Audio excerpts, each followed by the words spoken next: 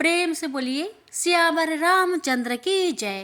प्यारे भक्तों, आज आप सभी श्रवण करेंगे पौष मास कथा अध्याय 4।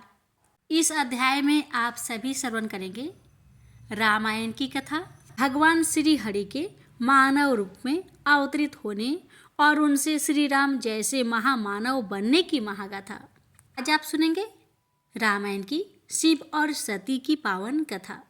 रामायण की इन कथाओं को जो भी भक्त श्रद्धा और भक्ति से पूरा श्रवण करता है, उस भक्त की ऐसी कोई कामना शेष नहीं रहती जो पूर्ण ना हो सके। इसलिए कथा को बड़े ही श्रद्धा प्रसन्नचित मन से पूरा अवश्य सुनेगा और कमेंट बॉक्स में सीता माता राम जी की जयकारा अवश्य लगाए। हे भगवान जी, हे माता रानी, आपकी कथा कहने वाले, सुनने वाले, हुक्कार भरने वाले सभी भक्तों पर अपनी कृपा सदा सर्वदा बनाए रखना। आइए सुनते हैं आगे की कथा। प्रेम से बोलिए जय श्री गणेश। ये बात उस समय की है जब भगवान शिव कैलाश पर्वत के सुरमयी शिखर पर बैठे हुए थे और उनके समक्ष माता पार्वती दोनों हाथ जोड़कर उनसे पावन राम कथा सुनाने की विनय कर रही थी। शिवजी मुस्कुरा रहे थे। पार्वती की इस विनती के कारण स्मरण करके आशुतोष भगवान मन ही मन मोदित हो रहे हैं। यह उनके पूर्व जन्म का ही वृंदावन था जब वे सती रूप में भगवान शिव की अर्धांगिनी थी। उस दिन शिव सती दंडकारण्य की तपोभूमि का भ्रमण कर रहे थे। जब उन्होंने सीता वियोग में व्याकुल और रोते हुए राम को देखा था, शिव तो प्रभु की इस लीला पर रोमांचित हो उठे थे और सती की दृष्टि से छुपाकर उन्होंने राम को हाथ जोड़कर प्रणाम किया था। परंतु सती के तीक्ष्ण दृष्टि ने यह तार लिया। एक रुदन करते तपस्वी पर शिव जी की यह श्रद्धा और प्रतिक्रिया सती को आश्चर्य में डाल रही थी कि कौन था वह तपस्वी जो सर्व पूज्य शिव जी के लिए भी पूज्य था। सती का स्वभाव हठी और संकालु था, अतः सती ने शिव से प्रश्न कर ही लिया। शिव ने पहले तो टाल दिया, परंतु सती कहाँ मानने वाली थी। भगवान शिव ने सती को श्री राम जी की महिमा कह सुनाई तो सती को विश्वास ना हुआ कि शिव पत्नी वियोग में विलाप करते तपस्वी मनुष्य को श्री हरि का अवतार कह रहे हैं। सती ने परीक्षा लेने का विचार किया और शिव से अपने विचार बताए। शिव ने पहले तो मना किया, परंतु सती का हठ देखकर समझ गए कि यह प्रभु की प्रेरणा ही है जो सती ने सब जानते हुए भी हठ पकड़ ली है। अतः उन्होंने अनुमति दे दी। शिव बरगद के नीचे बैठ रहे और सती राम की परीक्षा लेने चल पड़ी। उन्होंने सीता का रूप धर लिया और राम की ओर बढ़ने लगी। राम की दृष्टि जैसे ही उन पर पड़ी तो उन घट घट के जानने वाले श्री हरि ने दोनों हाथ जोड़कर सती को माता कहकर प्रणाम किया और उनसे भगवान शिव की कुशल क्षेम पूछी तो सती लज्जा से पानी पानी हो गई। मन में बड़ा ही क्षोभ हुआ कि मैंने शिव जी की बात ना मानकर बड़ा अपराध किया। वे हृदय में गलानी लिए शिव जी के पास पहुंची तो भगवान शिव ने उनसे परीक्षा का परिणाम पूछा। सती की हृदय में शंका तो थी ही, भय भी था कि कहीं अनर्थ ना हो जाए। अतः झूठ ही बोल दिया कि उन्होंने कोई परीक्षा ही नहीं ली, परंतु शिव से क्या छुपा रह सकता था। उनके मन में बड़ा विषाद हुआ और उन्होंने श्री राम का स्मरण करते हुए उसी क्षण सती को अपने हृदय से त्याग दिया। सती को शीघ्र ही शिव के व्यवहार से यह आभास हो गया कि उनकी हठ धार्मिकता और स्त्री सुलभ मूर्खता ने अंततः अनर्थ कर ही डाला। दिन प्रतिदिन शिव की अपने प्रति विरक्ति से सती दग्ध हो रही थी, परंतु भूल तो अपनी ही थी। अतः सती मन ही मन श्री राम का स्मरण करती और अपने अपराध की क्षमा मांगते हुए उस देह से शीघ्र मुक्ति दिलाने की प्रार्थना करती। शिव के समीप रहकर भी वे शिव की नहीं थी। जो जीवन व्यर्थ था। शिव घोर समाधि में चले गए थे और सती को अपराध का बड़ा मूल्य चुकाना पड़ रहा था। पति परित्यागता की पीड़ा को सती के अतिरिक्त और कौन समझ सकता था। वे क्षण प्रति क्षण अपराध बोध से घिरी जा रही थी। अंततः देव ने उनकी पीड़ा हरने के लिए एक समय चक्र बुन ही दिया। सती के पिता प्रजापति दक्ष ने एक बहुत बड़े यज्ञ का आयोजन किया जिसमें सभी देवताओं को बुलाया गया, परंतु दक्ष ने देश के कारण शिव को निमंत्रण नहीं भेजा। सती को अपने पिता पर क्रोध आ गया, जो देवताओं के भी पूज्य है, जो देवाधिदेव है और जिनके बिना कोई यज्ञ पूर्ण नहीं हो सकता। उनका ऐसा तिरस्कार करके दक्ष ने अहंकार का परिचय दिया था। शिव ने भी समाधि संपन्न कर ली थी। अब वे शांति चित्त थे। उन्होंने प्रसन्नता पूर्वक सती को हरि कथा सुनाई। उन्हें दक्ष द्वारा किए अपमान का पता चला। उदार शिव तो मान अपमान से परे हैं, उन्हें इससे क्या, परंतु सती ने इसे प्रतिष्ठा का प्रश्न बना लिया। वे पुनः भूल कर रही थी और हठ कर रही थी कि वे अपने पिता के यज्ञ में अवश्य ही जाएगी। शिव जान गए कि देव ने सती को परित्यागता की पीड़ा से मुक्ति देने का अवसर दिया है। होनी में हस्तक्षेप करना वे उचित नहीं समझते थे। अतः सती को यज्ञ में जाने की अनुमति देकर अपने गणों को उनके साथ भेज दिया। दक्ष के राजमहल में यज्ञ अपनी भव्यता के साथ आरंभ हो गया था।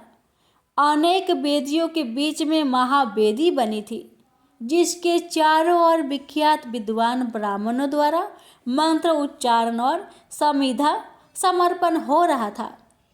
सभी देवता अपने स्थानों पर आ विराजे थे, जबकि भगवान शिव का तो वहाँ आसन न था। यह सब देखकर सती के नेत्र क्रोध से जल उठे। देवाधिदेव का ऐसा तिरस्कार! सती ने अपने पिता ही नहीं बल्कि देव समाज को भी धिक्कारा, जो ऐसे यज्ञ में सम्मिलित होकर दक्ष के अपराध में भागीदार हो रहे थे। ऐसा सुनकर अहंकारी दक्ष तिलमिला गया और उसने शिव के बारे में कितनी ही अपमानजनक बातें कही। यह सुनकर सती का क्रोध चरम पर पहुंच गया और वे अपने रुद्र रूप में आ गई, जिसे देखकर देवतागण भी भयभीत हो गए। किसी अनिष्ट की आशंका ने सबको विचलित कर दिया था। सती ने अपने पिता के अपमान से दग्ध होकर उस देह को ही भस्म करने का निर्णय ले लिया और अपनी देह यज्ञ की महावेदी को समर्पित कर दी। सती की आत्मदाह करने से चारों ओर हाहाकार मच गया। देवता सन्न रह गए और सभा में सनसनी फैल गई। सती का यह आत्मदाह एक बड़े संकट का कारण बनने वाला था, अतः लोग इधर उधर खिसकने लगे। देवगणों ने तत्काल जाकर महादेव को सती के आत्मदाह की सूचना दी। तो शिव का अंग प्रत्यंग क्रोध से कांप उठा। सृष्टि में जैसे प्रलय ही आ गई। संहारक शिव की क्रोध अग्नि ऐसी ही प्रचंड थी। शिव ने अपने सिर से एक केश उखाड़ा और भूमि पर पटक दिया, जिससे एक भयानक आकृति का बलवान योद्धा वीरभद्र उत्पन्न हुआ।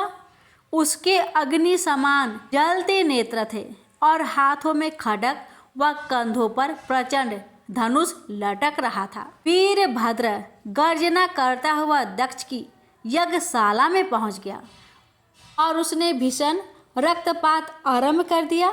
दक्ष को जिस सेना पर अहंकार था, वह वीरभद्र के रौद्र रूप के सामने जान बचाने के लिए इधर उधर भाग रहे थे।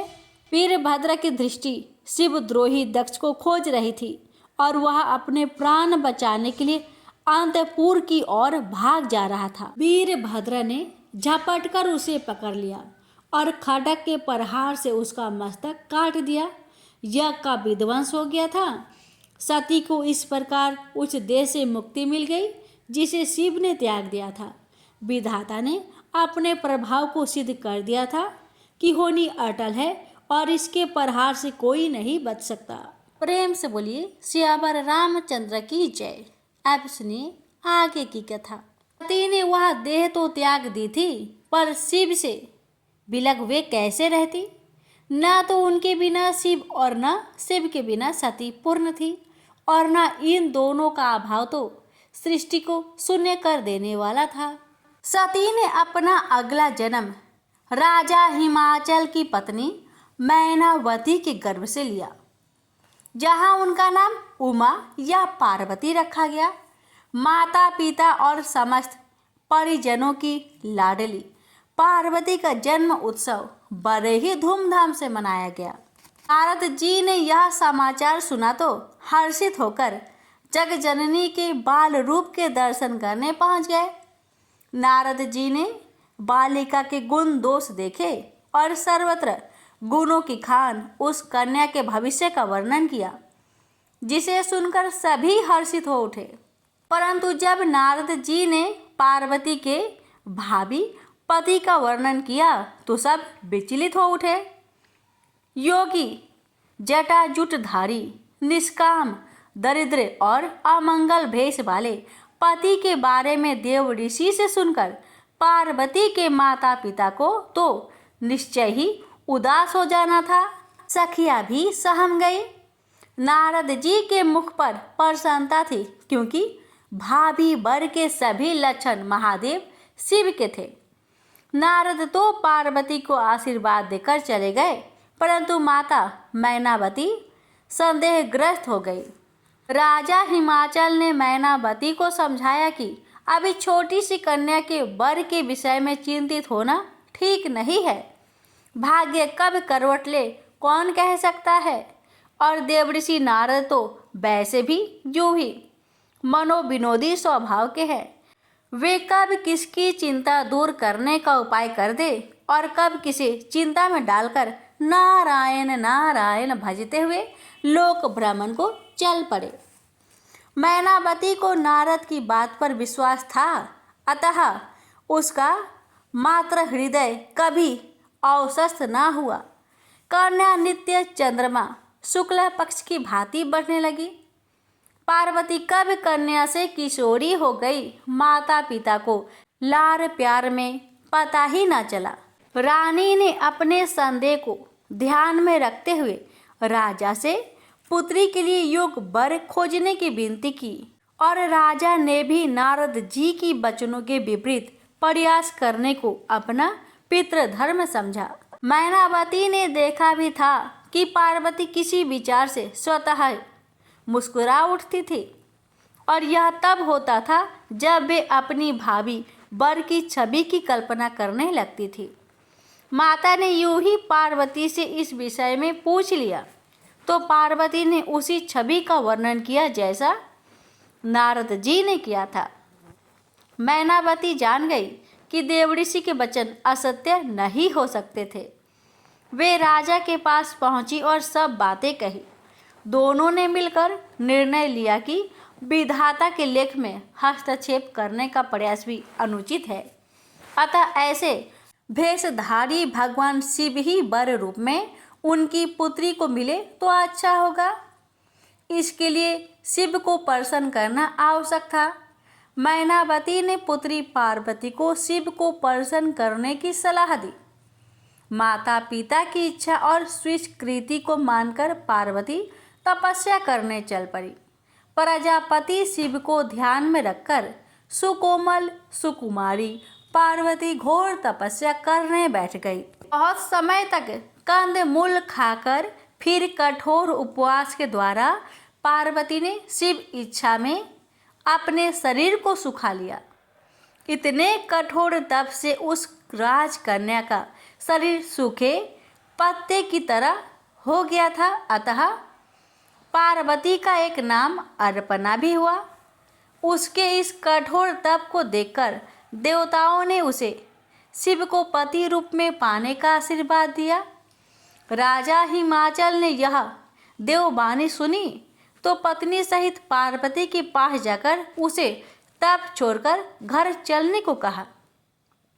परंतु पार्वती ने अपना हठ तब तक न छोड़ने का निश्चय कर लिया था जब तक स्वयं शिव उसे पत्नी रूप में स्वीकार करने की सहमति नहीं दे देते। पार्वती का विचित्र हठ था, परंतु तर्क संगत था।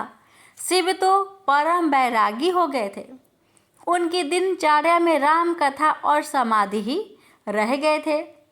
यह देखकर देवता विचलित हो उठे थे, क्योंकि तारकासुर नाम का दैत्य संसार को पीड़ा दे रहा था। उसकी मृत्यु केवल शिव पुत्र के द्वारा ही संभव थी, और शिव पुत्र का जन्म तभी हो सकता था जबकि उनका विवाह हो जाए। शिव को विवाह के लिए मनाना भी कोई सरल कार्य नहीं था। वे विरकित के चरम बिंदु पर पहुंच गए थे। सभी देवगण मिलकर शिव को मनाने पहुंचे और भांति भांति से उनकी स्तुति करने लगे। महादेव प्रसन्न हुए और उन्होंने देवगणों से वहां आने का कारण पूछा। देवगणों ने तारकासुर के अत्याचारों से पीड़ित संसार की व्यथा सुनाई और वह उपाय भी वर्णन किया जो हो सकता था। भक्तों के सदा सहायक भोलेनाथ शिव तो जगत कल्याण के लिए ही विख्यात है। देवताओं और संसार को निर्भय करने के लिए उन्होंने बिना विचार किए तुरंत ही सहमति तो दे ही दी, परंतु इस शर्त पर कि वे पहले पार्वती की प्रेम की परीक्षा लेंगे, तभी उन्हें अंगीकार करेंगे। भगवान शिव ने सप्त ऋषियों को पार्वती के अपने प्रति अनुराग की परीक्षा लेने के लिए भेजा। सब जानते थे कि यह मिलन निश्चित है, परंतु महादेव की लीला भी तो देखनी थी। सप्तऋषि पार्वती को भांति भांति से तप से डिगाने का प्रयास करने लगे। उन्हें शिव के दोषों के विषय में भांति भांति से भ्रमित किया और नारद जी के विषय में भी तरह तरह के बातें बनाकर उन्हें उनके पद से विचलित करने का प्रयास किया। नारद जी तो जिसे उपदेश देते हैं उसकी मति ही फेर देते हैं और उसे कहीं का नहीं छोड़ते। दक्ष पुत्रों को उपदेश देकर बैरागी बना दिया। बेचारे फिर कभी लौटकर घर न आए। चित्रकेतु को पहले पुत्र सुख दिया और फिर पुत्र शोक। हिरण्यकशिपु को भी उपदेश देकर मरवा डाला। हे पार्वती, नारद जी के उपदेश को सुनकर मानकर अच्छे अच्छे विद्वान भी घर बार से हाथ धो बैठते हैं। नारद तो चाहते हैं कि जैसे वे वैसे ही सब हो जाए, अतः उनकी सीख मानकर या हठ ना करो। पार्वती टस से मस नहीं होती तो सप्त ऋषियों ने उन्हें प्रलोभन दिया कि वे शिव के प्रति हठ को छोड़कर श्री विष्णु का तप करे तो वे शीघ्र प्रसन्न हो जाने वाले हैं और शिव से ही कहीं अधिक गुणवान हैं। पार्वती अडिंग रही। शैलपुत्री है तो डिगती कैसे? पार्वती ने विनय करके सप्त ऋषियों को वहां से जाने को कहा। सभी ने उनके शिव प्रेम की प्रशंसा की और जाकर शिव को सारा वृत्तांत कहा। शिव ऐसे प्रेम पर पुलकित हो गए। उन्होंने पार्वती को स्वीकार करने को सहमति दे दी तो देवताओं की हर्ष का ठिकाना ना रहा। इस अवसर के लिए उन्होंने क्या क्या उपाय नहीं किए थे। बेचारे कामदेव को तो शिव की क्रोध अग्नि में अपना देह से हाथ धोना पड़ गया था। ब्रह्मा जी ने तत्काल सप्त ऋषियों को राजा हिमाचल के यहाँ भेज दिया। राजा सप्त ऋषियों का स्वागत सत्कार किया और यह समाचार पाकर कि शिव ने उनकी पुत्री की प्रतिज्ञा को सत्य करने का निर्णय लिया है, उनके आनंद की सीमा ना रही। उसी क्षण विवाह का शुभ मुहूर्त सोचकर वेदान अनुसार लग्न निर्धारित किया गया। शिव पार्वती का विवाह निश्चित होने पर देवताओं और मुनियों में हर्ष की लहर दौड़ गई, क्योंकि ऐसा होने पर ही तारकासुर के अत्याचारों से मुक्ति मिलने के कारण निहित था। इस भव्य विवाह की दोनों तरफ से तैयारियां होने लगी। ब्रह्मा जी ने लगन पात्रिका बाजकर सुनाई तो शिवगणों में जैसे उन्माद छा गया। भूत प्रेत पिशाच योगिनी आदि तो बड़े ही मनमौजी है। सबका अपनी प्रसन्नता व्यक्त करने का ढंग अलग है। कोई सिर के बल नृत्य कर रहा है तो कोई एक पैर पर ही नाच रहा है। कोई एक मुखी है तो कोई बहुमुखी। कितनों को तो अभंग का रोग है। कोई एक नेत्री है तो कोई बहुनेत्री। सब भांतियाँ तो इन्हें स्पर्श तक नहीं करती। शिव जैसे मस्त मौला वैसे ही उनके गण भी होंगे, इसमें क्या संदेह है। प्रसन्नता का अवसर है तो व्यक्त करने में किसी प्रकार का संकोच और लज्जा क्यों।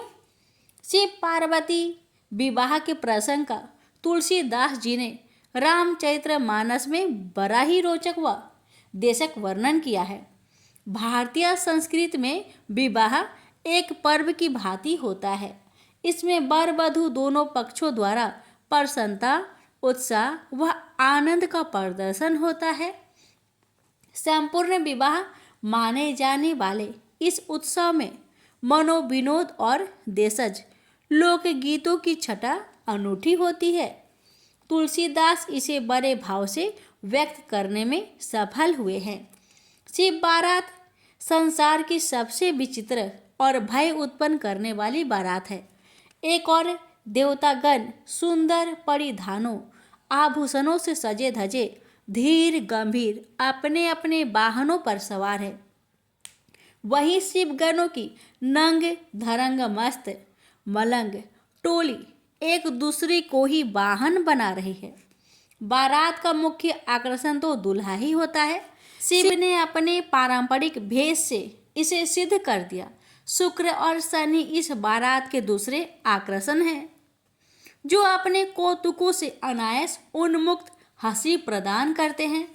बारात राजा हिमाचल के द्वार पर पहुंची तो रानी मैनावती अपने दामाद को देखकर मूर्छित हो गई। हाय मेरी पुत्री की भाग्य, हाय देवऋषि, जीवा ही तो हिलानी थी, कुछ और ही कह दिया होता, पर होने को कौन टाल सकता है।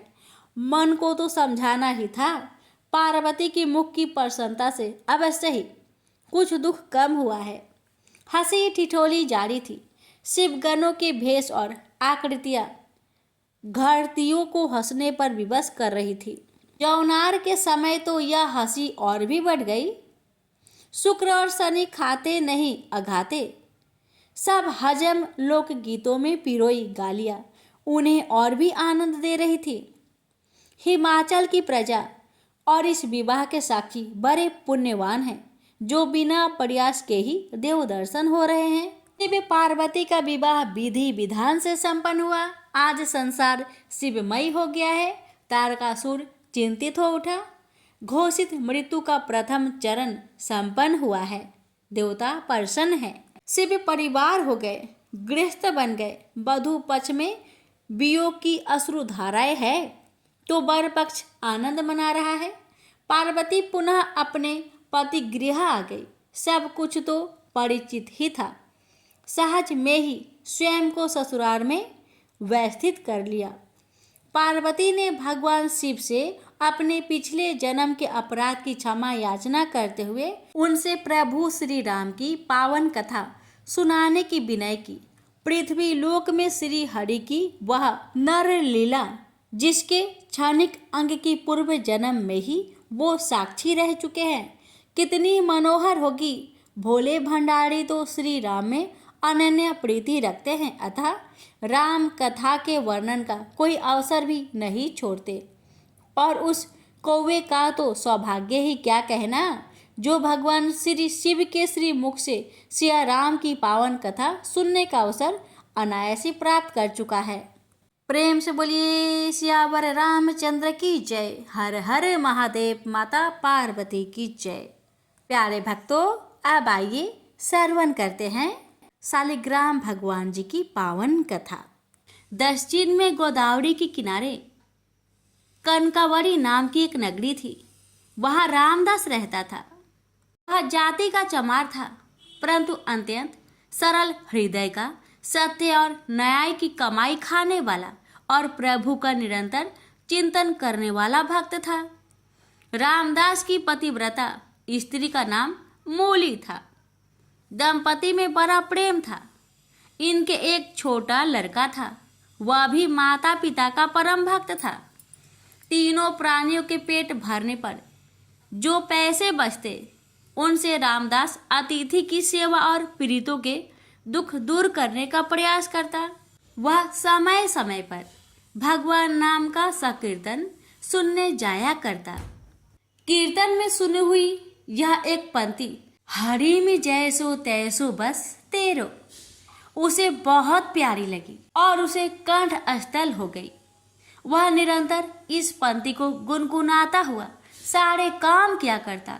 वह सचमुच अपने को भगवान का दास और आश्रित समझकर मन ही मन आनंद में भरा रहता। भगवान तो भाव के भूखे होते हैं। वह रामदास के ऐसे प्रेम को देखकर उसे अब अपनाना चाहते थे। कुछ चोर गहनों के साथ ही कहीं से एक सुंदर विलक्षण स्वर्णयुक्त शालिग्राम की विशाल मूर्ति चुरा लाए थे, जो उनके लिए सिर्फ एक पत्थर था।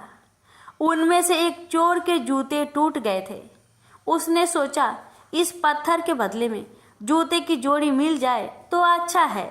भागवत प्रेरणा से शालिग्राम की मूर्ति को लेकर वह सीधा रामदास के घर पहुंचा और मूर्ति उसे देकर कहने लगा, अरे भाई देख, यह कैसा मजेदार पत्थर है, जरा अपने औजार को इस पर घिस तो सही, देख कैसे अच्छा काम देता है, पर इसके बदले में मुझे एक जोड़ी जूते देने पड़ेंगे। चोर की आवाज़ सुनकर वह चौंका। उसके भजन में भंग पड़ा। उसने समझा कोई खरीदार है। उसने जूते की एक जोड़ी चोर के सामने रख दी। चोर ने उसे पहनकर दामों की जगह वह मूर्ति रामदास के हाथ पर रख दी। रामदास अभी तक अर्धचेतन आस्था में था। उसने मन तो बस प्रभु के विग्रह की ओर खींचा हुआ था, इसलिए पैसे लेने की बात याद ही नहीं रही। मूर्ति को उसने अपने सामने रख दिया और उसी पर औजार घिसने लगा। भगवान शालग्राम बनकर प्यारे भक्त के घर आ गए। एक दिन एक ब्राह्मण उस तरफ से निकले। शालिग्राम की ऐसी अनोखी मूर्ति चमार के पत्थर की जगह देखकर उन्हें बहुत दुख हुआ। उस समय रामदास उस गोल मूर्ति को पैरों के बीच में रखकर उस पर औजार घिस रहा था। ब्राह्मण ने विचार किया, भला बंदरों को हीरे की कीमत का क्या पता, यह चमार शालिग्राम को क्या पहचाने। उन्होंने मूर्ति खरीदने का विचार कर नजदीक जाकर उससे कहा, भाई आज मैं तुमसे एक चीज मांगता हूँ, तू मुझे देकर पुण्य लाभ कर।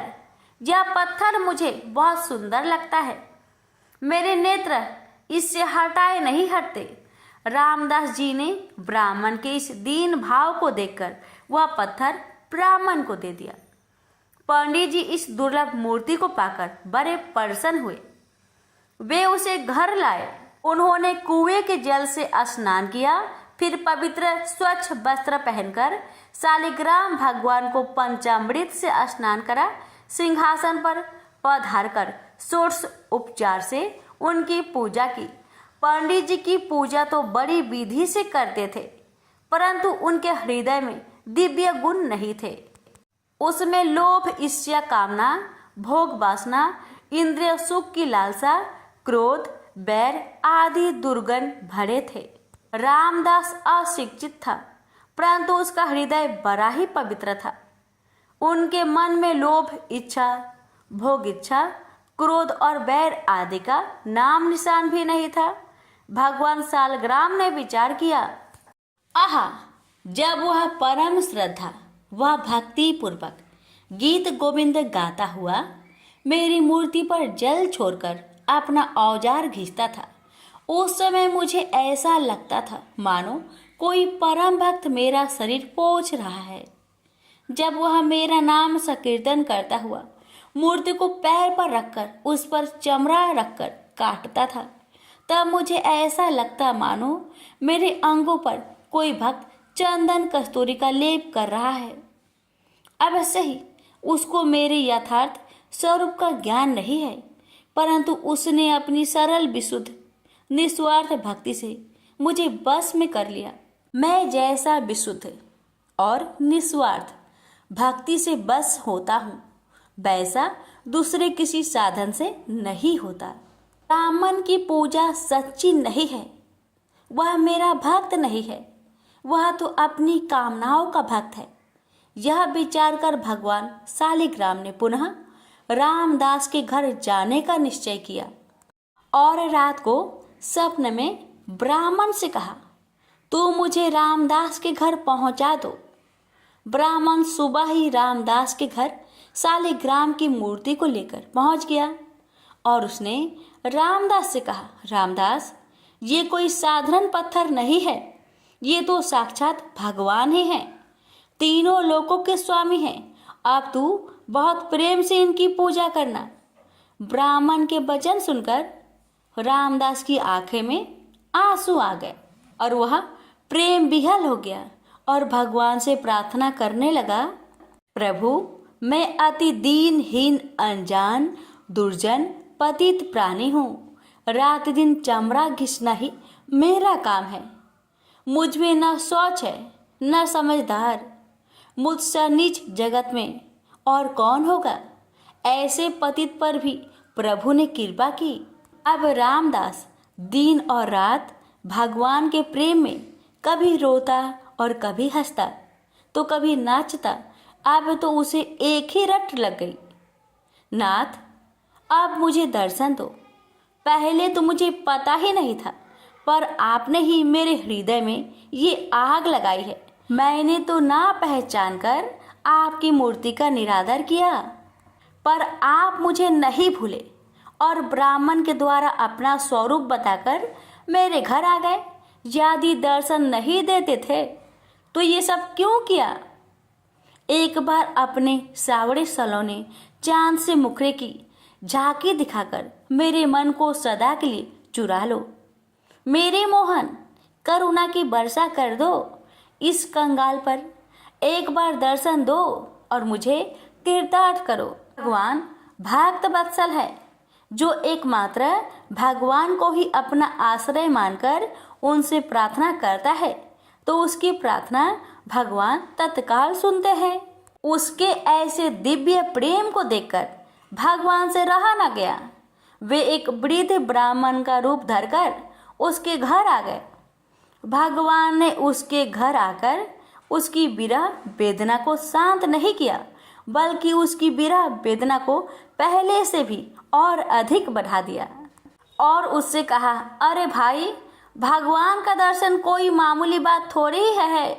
बड़े बड़े देवता, योगी मुनि अंतकाल तक तप, ध्यान और समाधि करने पर भी जिनका दर्शन नहीं कर पाते, तुझ जैसे मनुष्य को उनके दर्शन कैसे हो सकते हैं? यह सुनकर रामदास की आंखों से झरझर आंसू बहने लगे। उसने कहा, हे देव, मैं क्या करूं? मुझसे रहा नहीं जाता और मेरा यह दृढ़ विश्वास है कि मेरे नाथ दीन बंधु हैं, दया के अपार सागर है। मुझे वे दर्शन देंगे और जरूर देंगे। पति कैसे ही रंग रूप का क्यों ना हो, पर पत्नी का पति में अटूट प्रेम होता है। ऐसे ही मैं अपने स्वामी के स्नेह को परख चुका हूँ। यूं कहते कहते रामदास का कंठ रुक गया। ऐसे दृढ़ विश्वास व अनन्य प्रेम को देखकर भगवान से बिल्कुल रहा न गया। वे अपने भक्त को अपने से मिलाकर एक करने के लिए छटपटाने लगे।